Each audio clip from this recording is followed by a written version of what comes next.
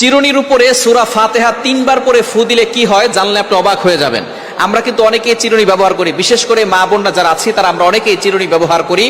আবার অনেক মা বোনদের মাথায় অনেক সমস্যা থাকতে পারে, মাথা ব্যথা হয় এবং মাথার চুল উঠে যায়, চুলের গোড়া নরম হয়ে গেছে, চুল বারবার উঠে যায়।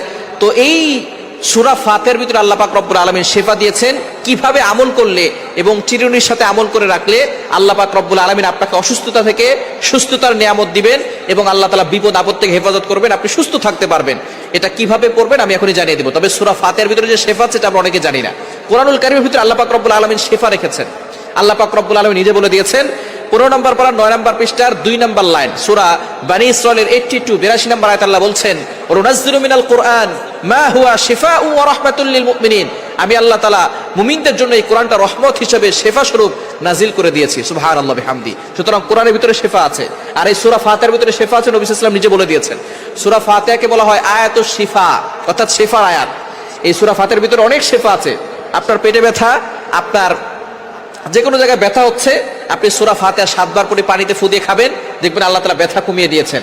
আপনি অসুস্থ, প্রচন্ড জ্বর, সূরা ফাতিহা 7 বার করে পানিতে ফু দিয়ে খাবেন। অবশ্যই ইয়াকিন থাকতে হবে, বিশ্বাস থাকতে হবে যে আল্লাহ তাআলা আমাকে এই সূরা ফাতিহার মাধ্যমে শিফা দান করবে। আপনি খাবেন, দেখবেন আল্লাহ তাআলা শিফা দিয়ে দিবেন। সুতরাং ইয়াকিনের সাথে বিশ্বাসের সাথে আমল করবেন। আবু সাঈদ খুদরী রাদিয়াল্লাহু তাআলা থেকে বর্ণিত, নবী সাল্লাল্লাহু আলাইহি ওয়াসাল্লাম জানিয়ে দিয়েছেন সূরা ফাতিহার ভিতরে শিফা আছে এবং সে এটাকে এক সাপে কামড় দেওয়া রোগীকে সূরা ফাতিহা 7 বার পরে ফু দিয়েছিলেন, সাথে সাথে সাপের বিষ পানি হয়ে গিয়েছিল। এজন্য সূরা ফাতিহা ইয়াকিনের সাথে আমল করতে হবে।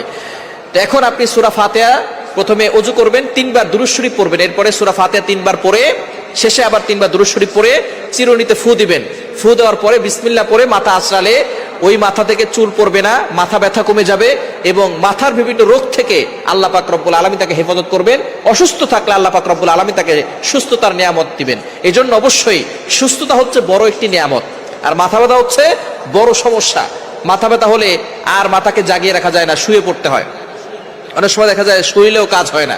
এজন্য অনেক সময় দেখবেন মাথা ব্যথা হয় এবং মাথার বিভিন্ন সমস্যার কারণে চুল পড়ে যায়। তো সূরা ফাতিহা পরে যদি চিরুনিতে ফু দিয়ে আপনি মাথা আঁচড়ান, তাহলে দেখবেন আপনার চুল পড়া বন্ধ হয়ে যাবে এবং মজবুত হবে গোড়া এবং আপনার মাথার সকল সমস্যা দূর হয়ে যাবে। আল্লাহ তাআলা আমাদের সকলকে সূরা ফাতিহার মাধ্যমে শিফা দান করুক। সকলে বলেন আমিন। চিরুনির উপরে সূরা